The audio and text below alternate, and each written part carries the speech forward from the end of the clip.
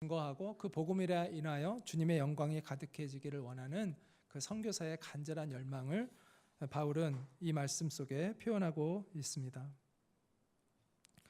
우리 그리스도인들이 하나가 될 수 있는 것은 우리가 같은 목표가 있기 때문이라고 생각합니다. 복음이 전파되어지고 그로 인하여 주님이 영광 받으시기를 원하는 우리가 갖고 있는 동일한 그 비전들, 그것 때문에 우리가 하나가 될 수 있는 것이라고 생각합니다. 바울의 두 번째 기도 제목은 우리를 부당하고 악한 사람들로부터 건져달라는 기도였습니다. 2절에 나오죠. 복음을 전하는 곳에는 자주 복음을 핍박하는 이들이 있습니다. 오늘 본문은 그런 사람들이 있는 이유에 대해서도 얘기해 주는데 믿음은 모든 사람의 것이 아니기 때문이라고 알려주고 있습니다. 사탄에게 쓰임받는 사람이 있다는 거죠. 하나님도 사람을 통해 역사하시고 사탄도 사람을 통해 일합니다. 그렇기 때문에 선교의 현장에서는 늘 그런 영적인 전투가 벌어지게 되는 것이죠.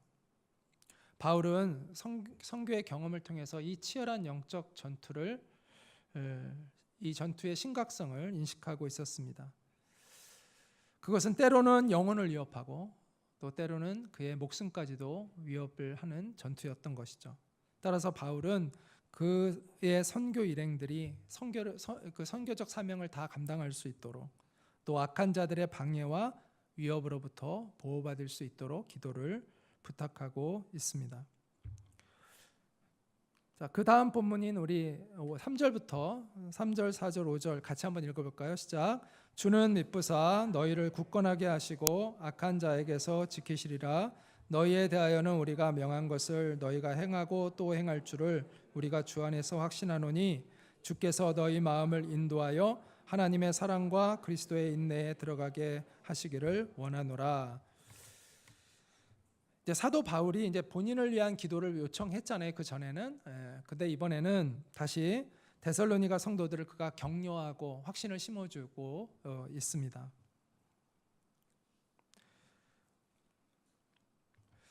데살로니가 교회는 그 당시에 큰 핍박 속에 있었습니다.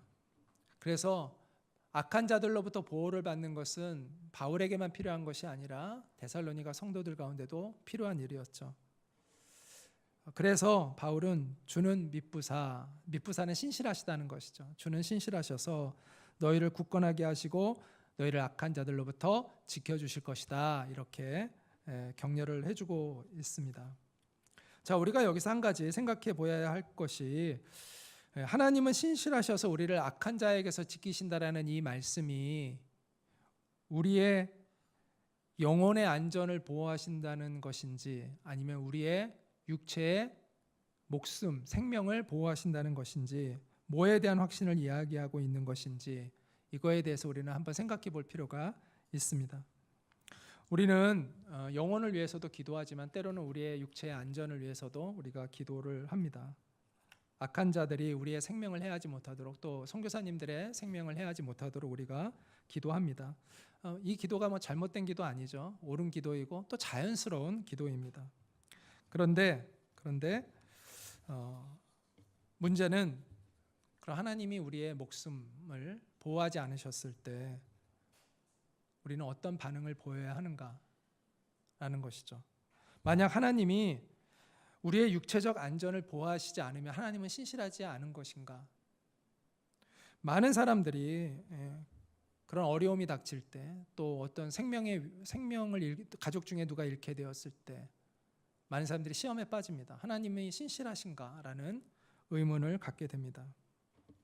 그래서 우리는 이 문제를 다시 한번 짚고 넘어갈 필요가 있습니다. 결론부터 말하자면 바울은 악한 자로부터 하나님이 보호해 주시는 그 보호는 우리의 영혼에 대한 보호라는 것을 알아야 됩니다. 왜냐하면 예수님께서 복음서에서 계속해서 우리가 목숨을 위협받고 때로는 우리의 목숨이 잃을 때도 있다라는 것을 경고하셨기 때문입니다. 이 말씀해 주셨기 때문이라는 거죠. 사도 바울도 그걸 알잖아요.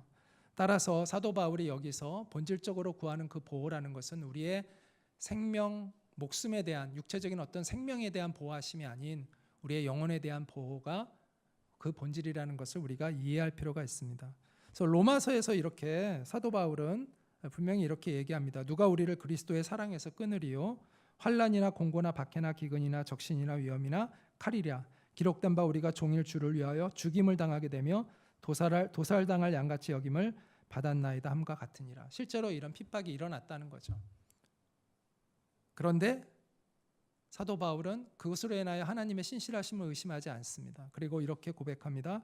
그러나 이 모든 일에 우리를 사랑하시는 이로 말미암아 우리가 넉넉히 이기느니라. 내가 확신하노니 사망이나 생명이나 천사들이나 권세자들이나 현재일이나 장래일이나 능력이나 높음이나 깊음이나 다른 어떤 피조물이라도 우리를 우리 주 그리스도 예수 안에 있는 하나님의 사랑에서 끊을 수 없으리라. 바울은 성도가 고난을 당하고 때로는 죽임을 당할 수 있다는 것을 이미 잘 알고 있었습니다. 그럼에도 불구하고 바울은 조금도 그 사실로 인하여 하나님의 사랑을 의심하고 있지 않습니다. 마찬가지로 데살로니가 후서를 쓸 때에도 바울은 성도들이 때로는 목숨을 잃을 수 있다는 것을 알고 있었습니다. 그럼에도 불구하고 그는 이렇게 말하고 있습니다. 하나님은 신실하셔서 너희를 악한 자에게서 지키시리라. 이렇게 담대하게 선포하고 있다라는 것이죠. 따라서 이 사도 바울의 이 말은 우리의 영혼에 대한 보호를 말하고 있는 것입니다. 우리는 아까도 얘기했지만 고난을 피하게 해달라고 기도할 수 있습니다. 그리고 우리가 죽음으로부터 우리를 보호해달라고, 불의의 사고로부터 우리를 보호해달라고 우리가 기도하는 것은 자연스러운 것입니다. 물론 하나님이 그렇게 우리를 보호해 주실 때도 있습니다. 그러나 그리 아니하실지라도, 그렇지 않은 일이 발생한다 하더라도, 우리가 고난을 당하고 또 죽임을 당한다 할지라도 하나님의 신실하심이 손상되는 것은 아니라는 것을 우리가 반드시 알고 있어야 한다는 것이죠. 하나님의 신실하심은 그와 같은 차원이 아니라는 것입니다. 하나님은 영원한 생명을 우리에게 이미 주셨습니다. 사실 이 짧은 인생은 그렇게 대단한 게 아닙니다. 영원한 생명을 우리에게 주신 하나님은 사실 우리의 이 짧은 인생이 그렇게 대단한 것이 아닙니다. 제 말을 이제 오해하지 마십시오. 하나님이 우리가 죽든 말든 상관하지 않는다, 이런 뜻이 아닙니다. 그런 뜻이 아니라 하나님은 우리의 죽음에 깊은 관심을 갖고 계십니다. 주님이 무관심하다는 게 아니라 주님은 우리의 죽음을 상관하세요. 오히려 하나님은 우리의 죽음을 책임지세요. 하나님이 책임지시기 때문에 우리에게 죽음도 허락되어진 것입니다. 그래서 하나님은 성도의 죽음은 귀한 것이라고 하셨잖아요. 하나님의 신실하심이라는 것은 내 기도가 기도한 대로 응답되었느냐 안 되었느냐에 달려있는 것이 아니라는 것입니다. 중요한 것은 하나님이 나를 책임지시느냐 하는 것이죠. 내 존재를, 내 영혼을 책임지시느냐. 하나님은 어떠한 상황에서도 우리를 사랑하시고 우리를 책임지십니다. 우리의 죽음도 책임지십니다. 그래서 죽음도 허락되어진 것입니다. 그런 믿음이 우리 가운데 있어야 된다는 것이죠.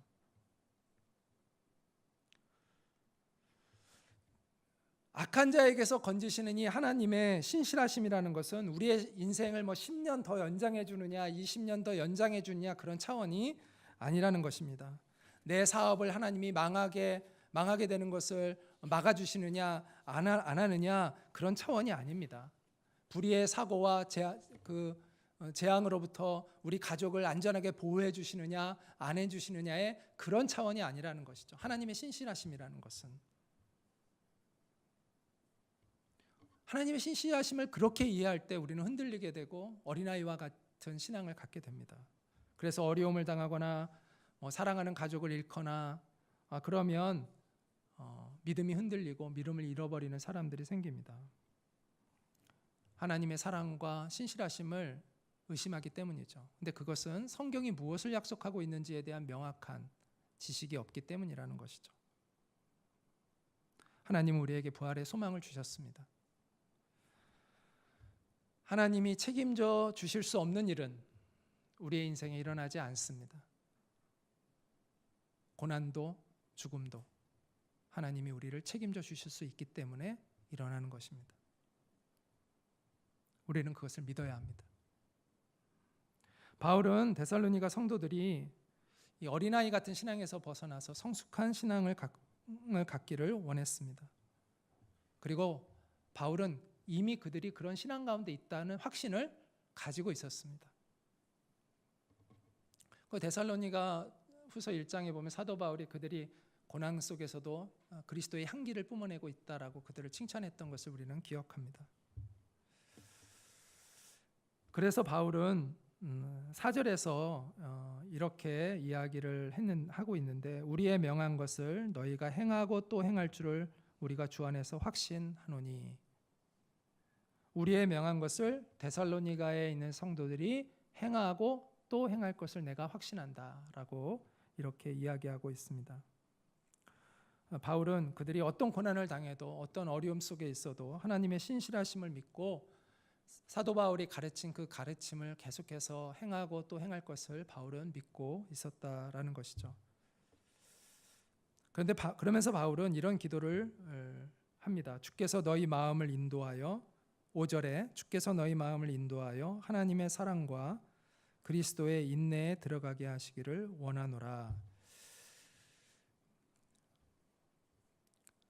하나님의 사랑이 참 사랑입니다. 하나님과 같은 사랑이 참 사랑이죠. 우리가 아가페적 사랑이라고 이야기를 합니다. 그리고 그리스도의 인내와 같은 인내가 진정한 인내라고 이야기할 수 있습니다.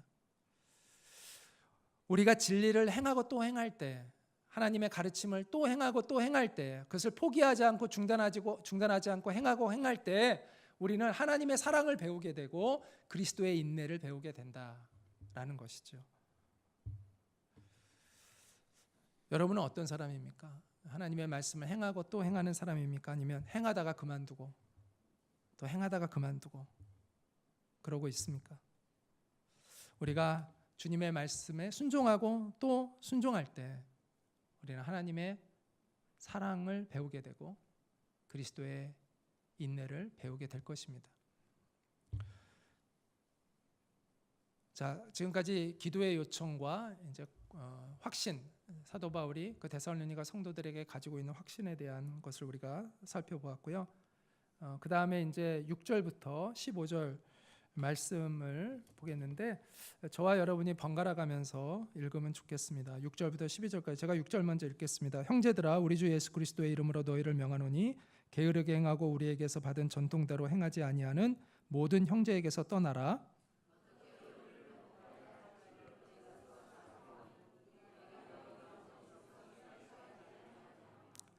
누구에게서든지 음식을 값없이 먹지 않고 오직 수고하고 애써 주야로 일함은 너희 아무에게도 폐를 끼치지 아니하려 함이니,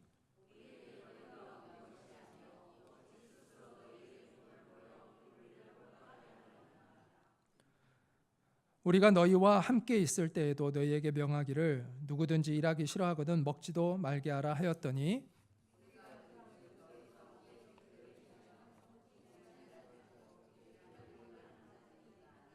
네, 12절 같이 읽을까요? 이런 자들에게 우리가 명하고 주 예수 그리스도 안에서 권하기를 조용히 일하여 자기 양식을 먹으라 하노라. 여기서 무질서하게 행하다라는 이거에 해당하는 헬라어의 의미는 게으름을 피우며 산다라는 뜻입니다. 또 군대에서는 이 용어가 어떻게 쓰이냐면 대열에서 이탈하다라는 뜻을 가지고 있습니다. 영어 성경 중에 뉴 아메리칸 스탠다드 바이블이라고 해서 NASB라고 우리가 흔히 얘기하는데 가장 원어에 가까운 성경으로 알려져 있는데, 그 성경에 보면 이렇게 이 단어를 해석해 놓았습니다. Act in undisciplined manner. 그러니까 훈련되어 있지 않은 매너로 행동한다는 거예요. 예전 성경에는, 우리 성경에는 규모 없이 행한다라고 이제 표현이 되어 있는데, 이거를 이제 무질서하게 행하는으로 이제 이번 번역이 바뀌어져 있는 거죠.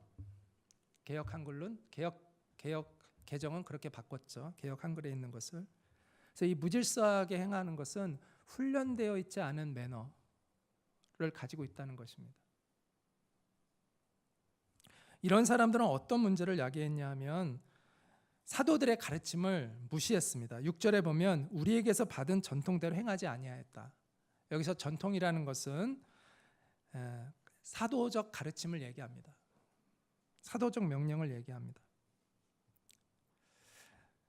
우리 10절을 우리가 보면은 10절을 보면 사도 바울이 일하기 싫어하는 자는 먹을 자격이 없다고 평소에 가르쳤다는 것을 암시하고 있습니다.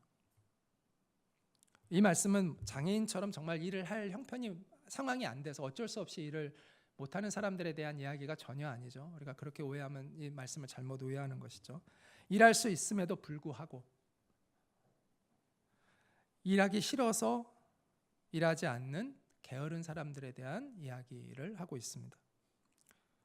바울은 데살로니가 교회에 있을 때 사도의 권한을 가지고 얼마든지 헌금 받은 것으로 그가 생활할 자격이 있었습니다. 그의 권한이 있었습니다. 그래서 고린도전서 9장 14절에 보면 복음 전하는 자들은 복음으로 말미암아 살리라 주님이 이렇게 명하셨다라고 사도 바울이 이야기하잖아요. 그러니까 말씀을 전하는 일에 전적으로 그 일을 하는 사람들은 그것을 하면서 생활할 수 있도록 그럴 권한이 주어져 있는 것이죠. 그런데 사도 바울은 그런 권한이 있었지만 그 권한을 자기가 사용하지 않았다는 것입니다. 왜냐하면 게으른 사람들에게 자기가 본을 보이기 위해서 그렇게 하지 않았다는 것이죠. 지난번 2장에서 바울이 그런 이야기를 했잖아요.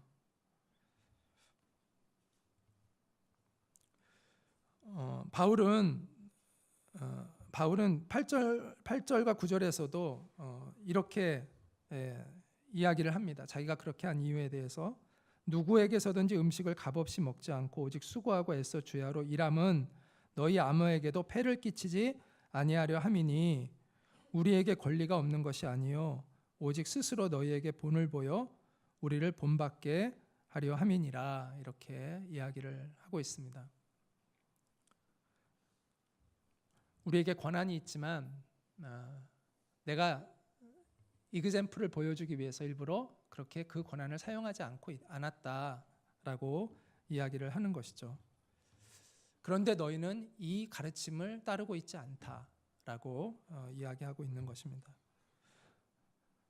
자, 이처럼 사도들의 가르침을 무시했죠. 게으른 자들은, 무질서한 자들은. 또 하나 무질서한 자들은 남의 일에 간섭하고 다녔습니다. 11절에 보면 도무지 일하지 아니하고 일을 만들기만 하는 자들이 있다 하니 여기서 일을 만들기만 하는 이라는 이 헬라어는 페리 에르가조마이라는 단어를 쓰는데 이 단어는 남의 일에 간섭하고 다닌다라는 것입니다. 또는 불필요하게 어떤 일을 행한다라는 뜻도 담고 있습니다. 여러분, 게으름과 남의 일에 간섭하는 건 연관이 많습니다. 주로 게으른 사람들이 모여가지고 주로 하는 게 남의 일 하는 남의 얘기하는 거죠. 이러쿵 저러쿵 합니다. 부지런한 사람들은 그런 다른 사람 얘기할 그런 시간이 별로 없는데 이 게으른 사람들은 모여가지고 주로 남의 얘기하면서 시간을 보내는 것이죠. 우리가 다른 사람에 대해서 관심과 사랑을 갖는 것과 단순히 호기심으로 그 사람의 것에 대하여 관심을 갖는 건 완전히 다른 차원입니다. 사랑은 위로와 권면을 하죠. 그런데 호기심에서 하는 사람들은 험담과 또 아니면 소문을 생산합니다. 그리고 참견을 많이 합니다. 쓸데없이. 그래서 12절에서 바울은 이런 자들에게 엄하게 명합니다. 조용히 일하여 자기 양식을 먹으라. 우리는 성실해야 합니다. 홍정길 목사님이 예전에 설교할 때 제가 이런 설교를 오래전에 들었는데 잊혀지지가 않아요. 이런 이야기를 하셨는데 하나님께서는 모든 사람을 다 쓰시는데 창녀도 쓰시고 거지도 쓰고 다 쓰시는데 유일하게 안 쓰는 사람이 있는데 그게 게으른 사람이면 안 쓰신다고 그렇게 이야기했던 것이 기억이 납니다. 아무리 인격적으로 훌륭하더라도 그 사람도 역시 게으르면 하나님 앞에 쓰임받을 수가 없습니다. 우리는 작은 일에서부터 성실해야 합니다. 마태복음 25장에 보면 달란트 한 달란트 받은 자의 이야기가 나오는데 한 달란트 받은 자는 그냥 그대로 그걸 묻어두잖아요. 자기는 아무런 일도 하지 않고 그것을 생산하는 일을 하지 않고 그냥 묻어두잖아요. 왜 그랬을까요? 기분 나쁘다 이거죠. 자기 한 달란트 받아서 나는 기분 나쁘다. 나는 열심히 하지 않겠다. 꼬인 거죠. 마음이 꼬여가지고. 그럴 때 하나님은 그의 것을 빼앗아 성실한 사람에게 그것을 주셨습니다. 우리가 교회 일이든 세상 일이든 작은 일에 충성하는 태도를 가져야 합니다. 근데 재미있는 거는 성실한 사람은 대부분 모든 일에 성실해요. 직장에서 성실히 하는 사람이 직장 바쁘니까 교회 일은 잘 못할 것 같아도 세상에서 열심히 일하는 사람들이 보면 교회 일도 열심히 하고 저기서 게으른 사람이 또 여기서 대부분 게으르고 대부분 그래요. 잘못된 습관이죠. 게으름이라는 아주 잘못된 습관이 배어 있는 거죠. 그런데 가끔 예외가 있어요. 가끔. 어떤 예외가 있냐면 세상의 일은 되게 무책임하게 하는데 교회 일만 열심히 하는 사람들이 있어요. 이런 사람 하나님이 기뻐하실까요? 아니요. 이 사람도 하나님 앞에 칭찬들을 만한 사람은 아닙니다. 물론 그나마 낫긴 하죠. 교회에서라도 열심히 하니까 낫긴 하지만 그리 칭찬들을 만한 사람은 아닙니다. 골로새서 3장 23절에 무슨 일을 하든지 주께 하듯 하라라고 주님이 우리에게 명령하고 계시죠. 우리는 우리에게 주어진 세상 일을 성실하게 잘해야 됩니다. 그래야 우리가 당당하게 그들에게 복음을 전할 수 있습니다.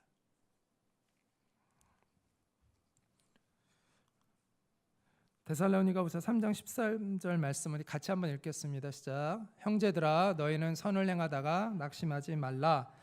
자, 앞에서는 게으른 자들, 무질서한 사람들에 대해서 이제 그 사도 바울이 경고를 했다면 대부분의 데살로니가 성도들은 그런 사람들이 아니에요. 성실한 사람들이에요. 그들에게 대해서 너희는 선을 행하다가 낙심하지 말아라. 그들을 격려해주고 있습니다. 자, 선을 행한다는 것은 하나님의 말씀을 행한다는 것이죠. 하나님의 진리 가운데 살아간다는 것입니다. 갈라디아서 6장 9절에도 비슷한 말씀이 나오죠. 우리가 선을 행하되 낙심하지 말지니 포기하지 아니하면 때가 이름에 거두리라. 이런 말씀이 있습니다. 우리가 선을 행한다고 당장 열매가 맺히지 않습니다. 그래서 우리가 선을 행하다가 열매가 눈에 보이지 않으니까 중단할 위험이 있는데 그러나 그러지 말라는 거죠. 열매는 때가 되면 반드시 맺히니 행하고 또 행하라. 열매를 맺을 때까지 행하면 반드시 열매를 맺을 것이다 라고 이야기하고 있는 것이죠. 내일 지구의 종말이 오더라도 나는 오늘 한 그루의 사과나무를 심겠다라는 유명한 말이 있지 않습니까? 뭐 이게 스피노자가 했다라는 말도 있고 뭐 마틴 루터가 했다라는 말도 있는데 둘 다 확실하지는 않다고 하더라고요. 근데 저는 성경적으로는 옳은 말이다. 누가 얘기했든 그 사람이 뭐 믿는 사람이 얘기했든 안 믿는 사람이 얘기했는지 모르지만 어쨌든 이 말이 성경적인 말이다라고 생각을 합니다. 내가 그리스도 안에 있으면 오늘 내가 그리스도 안에 있으면 내일 종말이 오더라도 두려워할 것이 없습니다. 제가 지난번에 한번 그런 이야기를 했던 것 같아요. 내일 지구의 종말이 온다고 오늘 갑자기 막 삶이 바뀌는 사람은 잘못 살아온 거라는 거죠. 매일의 삶이 주님 앞에서 사는 것이고 매일의 삶이 주님 앞에서 부끄럽지 않게 살아야 되는 것이죠. 그럼 내일 종말이 온다 하더라도 오늘의 삶을 내일 동일하게 살아가는 것입니다. 야고보서 5장 7절부터 8절에 그러므로 형제들아 주께서 강림하시기까지 길이 참으라. 보라 농부가 땅에서 나는 귀한 열매를 바라고 길이 참아 이른 비와 늦은 비를 기다리나니 너희도 길이 참고 마음을 굳건하게 하라. 주의 강림이 가까우니라. 우리가 주님을 정말 기다리는 마음은 막 요동하는 게 아닙니다. 부산 떠는 게 아닙니다. 인내하고 우리가 행하고 있는 그 진리를 계속 행하는 것입니다. 그리고 선한 일을 더 열심히 하게 만드는 것이지 우리를 게으르게 만드는 것이 아니라는 것이죠. 자, 13절에서는 선을 행하는 사람들에게 그것을 지속하라 권면했는데 14절과 15절에서는 사도들의 가르침대로 살아가지 않는 사람들, 무질서한 사람들, 그런 교회가 과연 어떻게 해야 하는가에 대한 이야기를 우리에게 전해줍니다. 14절과 15절 같이 한번 읽겠습니다. 누가 이 편지에 한 우리 말을 순종하지 아니하거든 그 사람을 지목하여 사귀지 말고 그로 하여금 부끄럽게 하라. 그러나 원수와 같이 생각하지 말고 형제같이 권면하라. 14절만 보면 가르침에 불순종한 사람은 왕따 만들어라, 이렇게 왕따를 만들어라라는 말처럼 들릴 수도 있어요. 그러나 15절을 보면 그런 의미가 아니라는 것을 우리가 알게 됩니다. 오늘날 우리 교회의 문제는 14절과 이 15절을 잘 조화시키지 못하는 데 있다고 생각이 들어요. 징계와 사랑을 잘 조화시키지 못하는 데 있습니다. 어려운 문제이기도 하죠, 사실.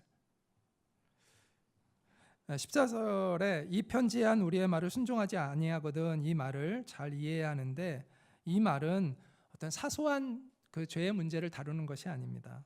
사도적 가르침에 대한 공개적이고 의도적이고 지속적인 불순종에 대한 경고입니다. 공개적이고 의도적이고 지속적인 불순종에 대한 것을 말하는 것입니다. 바울은 무질서하게 행하는 자들에 대하여 그가 교회에서 데살로니가 교회에 있을 때도 그들에게 가르침을 주었고 경고했고, 데살로니가 전서에서도 이런 이야기가 나오거든요. 그때도 이미 경고를 했고, 또 데살로니가 지금 후서에서도 지금 또 역시 경고하고 있습니다. 그럼에도 불구하고 그들이 계속해서 그 일을 행한다면, 반성하는 빛을 보이지 않았을 때는 교회의 권위를 무시하는 것이죠. 그리고 그들은 징계를 받아야 한다라고 이야기하고 있습니다. 자, 그럼에도 불구하고 바울은 그들을 원수로 여기지 말고 형제로 여기고 권면하라, 이렇게 이야기해주고 있습니다.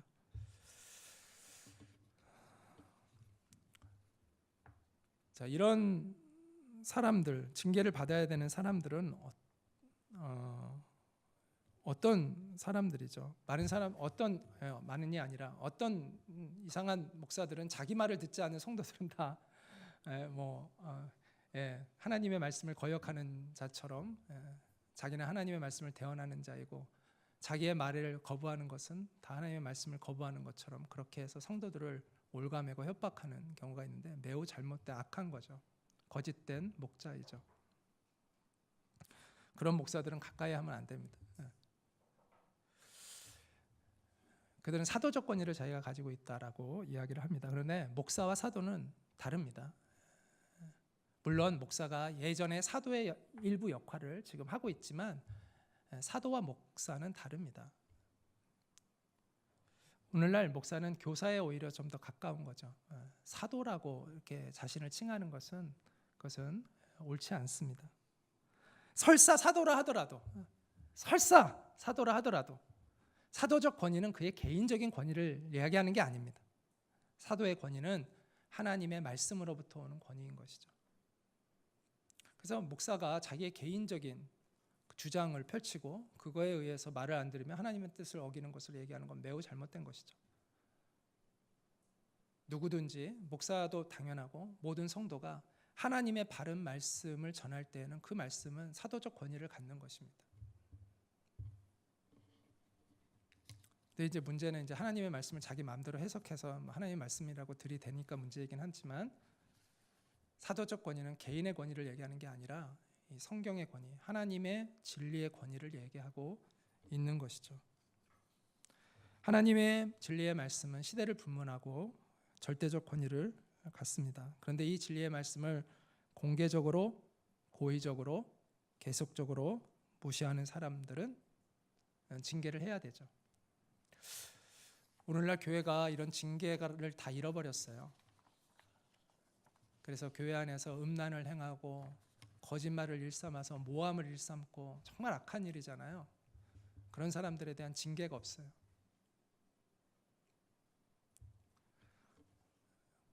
징계를 해야 됩니다. 그런 사람들은 그를 위해서, 그 사람을 얻기 위한 목적입니다.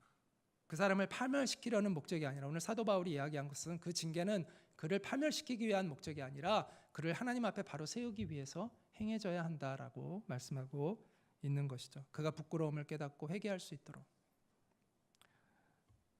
근데 이게 참 징계와 사랑을 잘 조화시킨다는 게 쉽지 않아요. 대부분의 사람들은 뭐 회개하기보다는 여기만 교회냐 그러고 또 다른 데로 가고 뭐 이러겠죠. 예.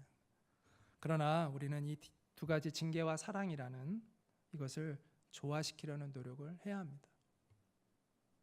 그 사람이 뭐 어떻게 반응하든 우리가 그를 돌이킬 수 있는 기회를 주는 것이 성경의 말씀이죠.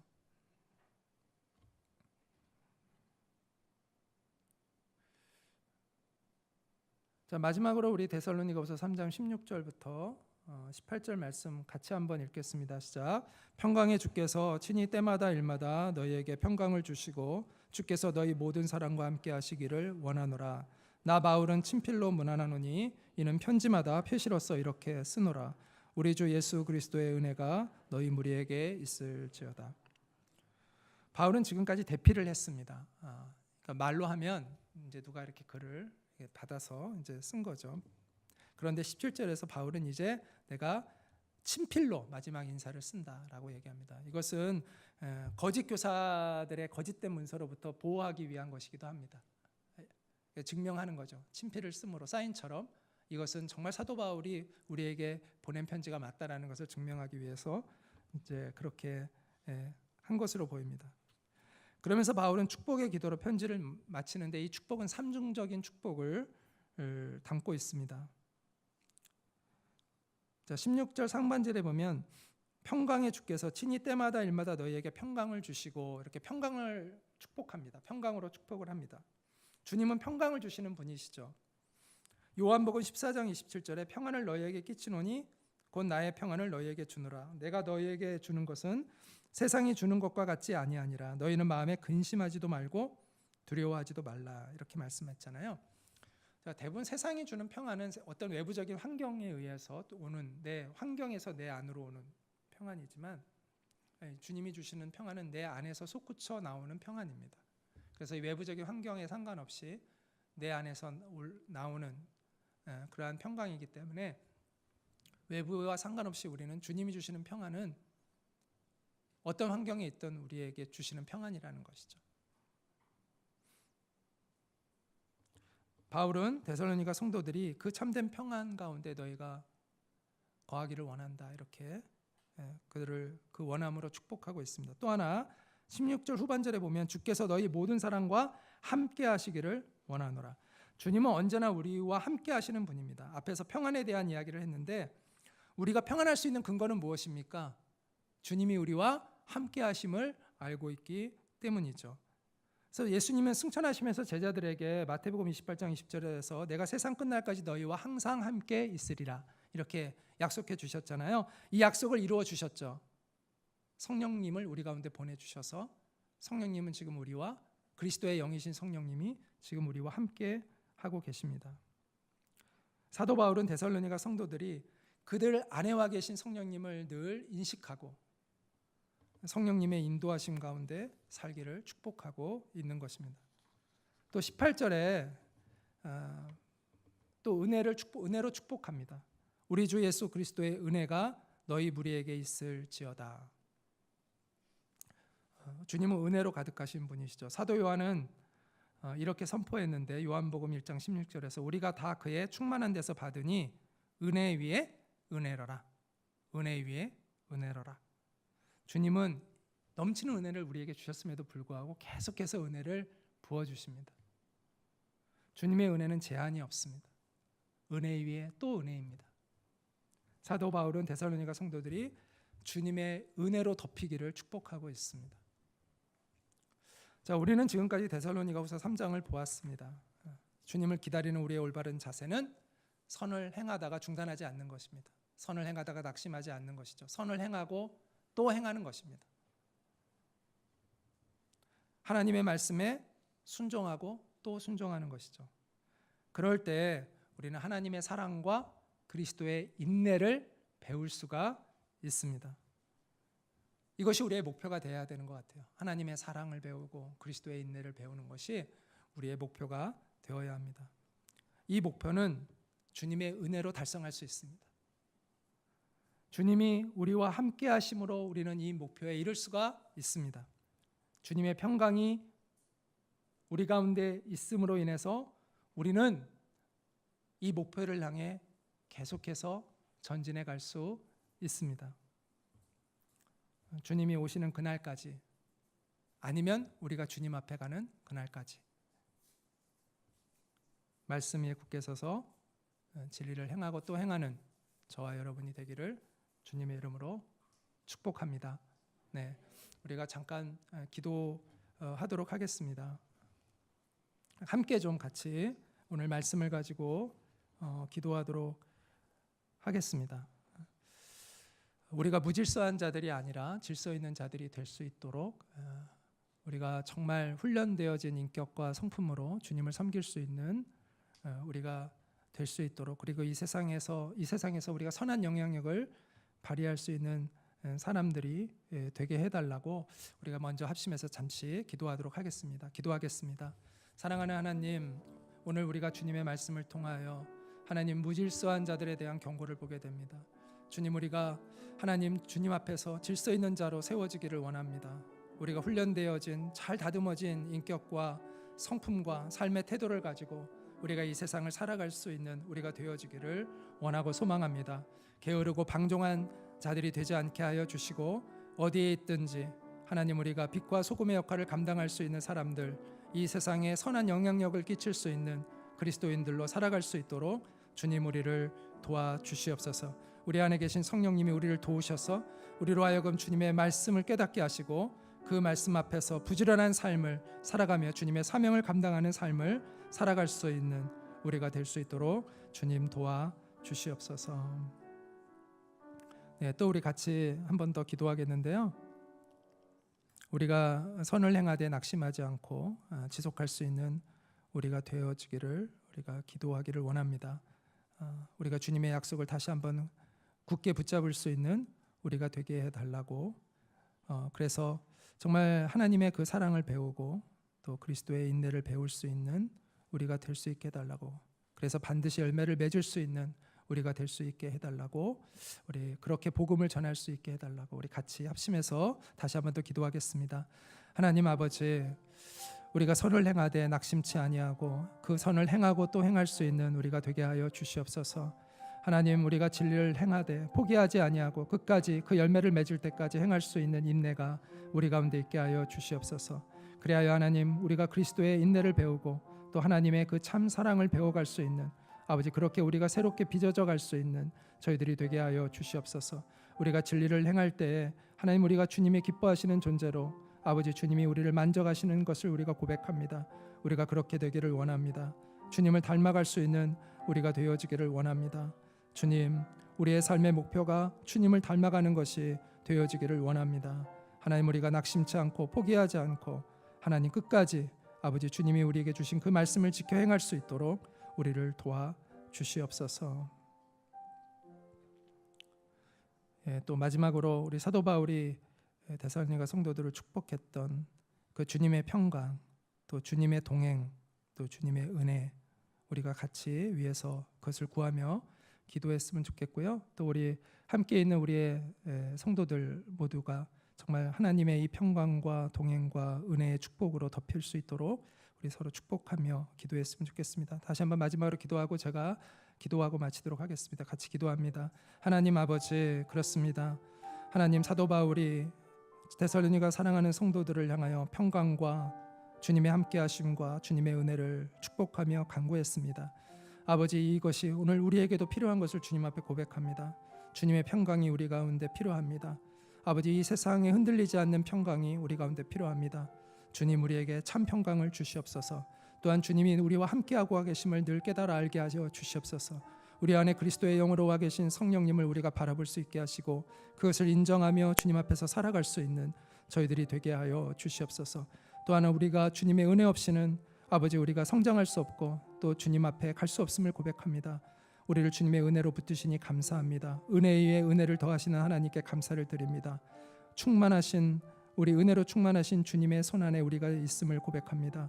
주님 우리를 주님의 은혜로 채우시고 이 교회를 주님의 은혜로 채우시고 우리의 모든 성도들을 주님의 은혜로 보호하셔서 하나님, 우리가 다 함께 주님의 나라에 합당한 성도들 될 수 있도록 주님 도와 주시옵소서.